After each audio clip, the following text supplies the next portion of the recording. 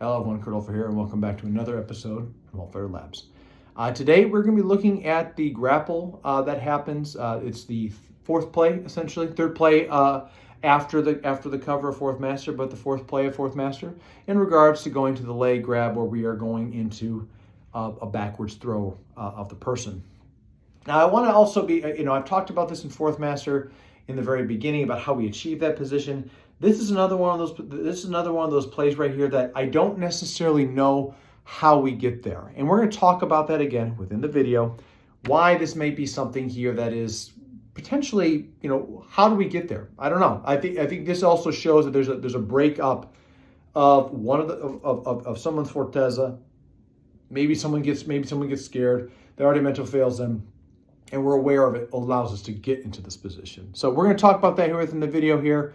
But I'm also very curious what you all have to say about this later on. But with that being the case here, let's get into it. Okay, so this week we're going to be talking about a lower play right here where we see Fiore going into this image, where once again he is going for that lower line. Now, if we remember what happened, we talked about this within the first master plays and why this person might be doing this and so on and so forth. It kind of makes sense here where someone's moving backwards and I'm utilizing this because remember, pressure in a situation.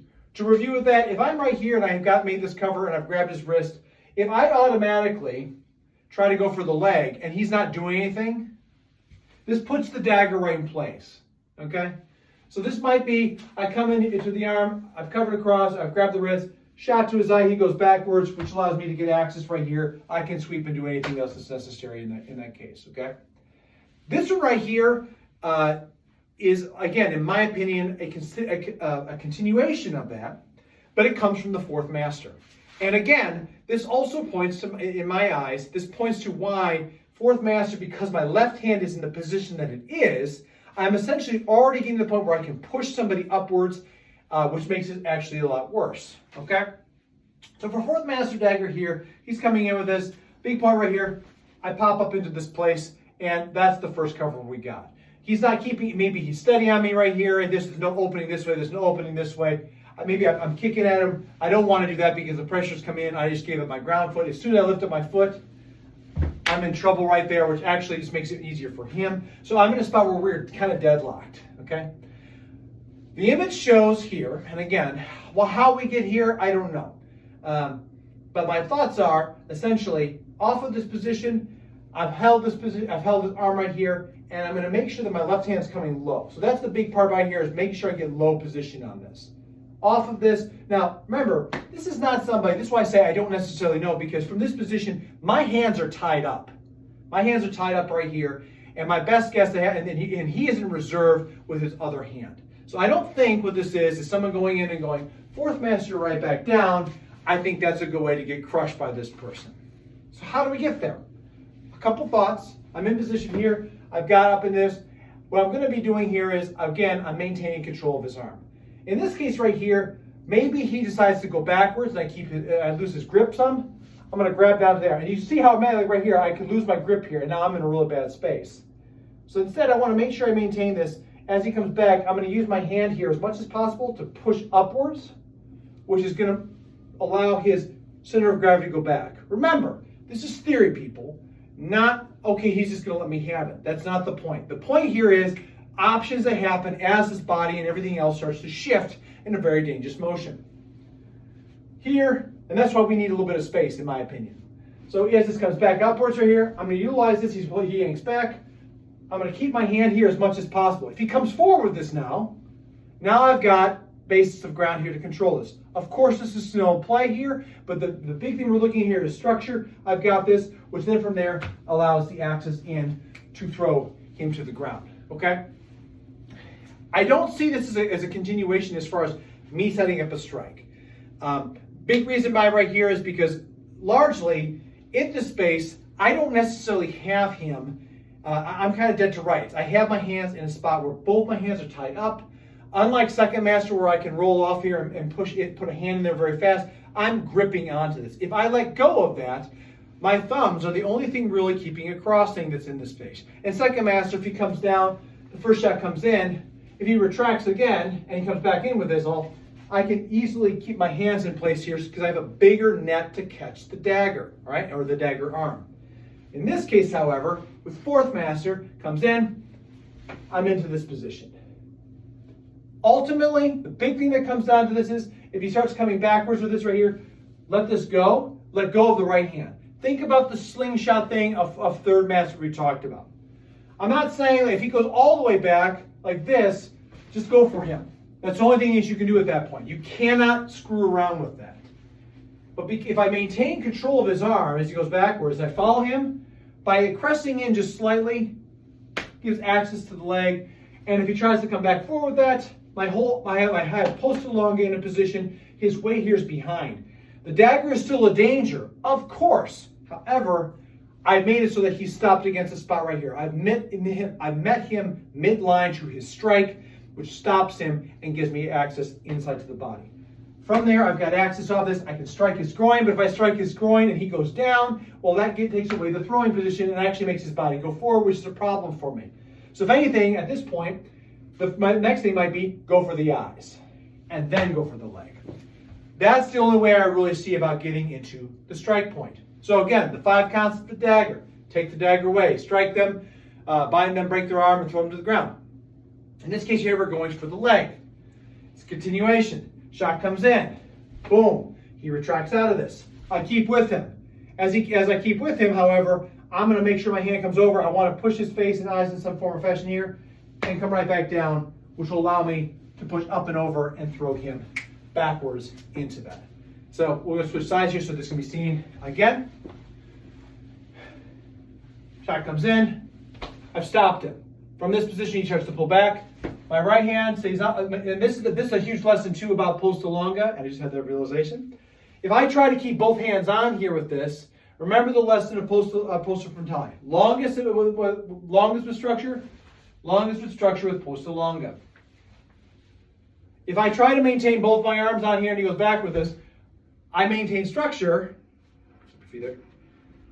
But now he's in a position where he can third master me. Because I decide to be, and I'm actually shorter for this. My force pressure is going this way, which allows access for him to come into this area because I'm shorter. By shifting from a frontale consideration into a longa consideration. So this is a frontale, but my hands are close. As he goes back with this, I go to longa. By going longa, I maintain structure here, which allows me to, now he is unstable. As he comes back in with this I've got control because I'm the longest I'm going to be with structure. As soon as he shifts back, I go right for his eyes and then hook the leg. That's the big thing right there. Now, again, this is a continuation. We've seen this before within First Master Dagger.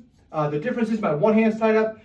Again, this right here, how do we get to this? The big question is, how do we get there when we have both hands on the dagger arm? And for me, it's a matter of, is this person following with this right here? So left and right is how we went left and right based upon with the arms when we did from the previous week.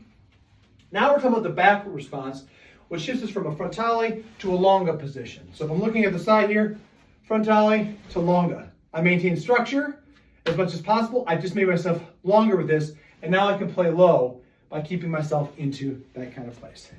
And that covers this play. So you can see with the video that, once again, we're looking at a situation here that, why would you give up 2 hands on a dagger arm? And again, in my mind, like I said before, if I just walk straight in, and we talked about this in First Master covers right here, it's like, I've covered off right here, if I just walk in and I don't do something to make the person to go backwards, if I don't do that, you're stabbed. You're going to hit in the, something's going to happen to you, and their weight's still coming down, and that stab is still coming forward with us. With Fourth Master Dagger, it's interesting because now, instead of a First Master where I have the arm where you can bring it down and I can torque it downward, I'm in a position right here where if I let go, once again, I'm in a situation where it's just my left hand that's in place.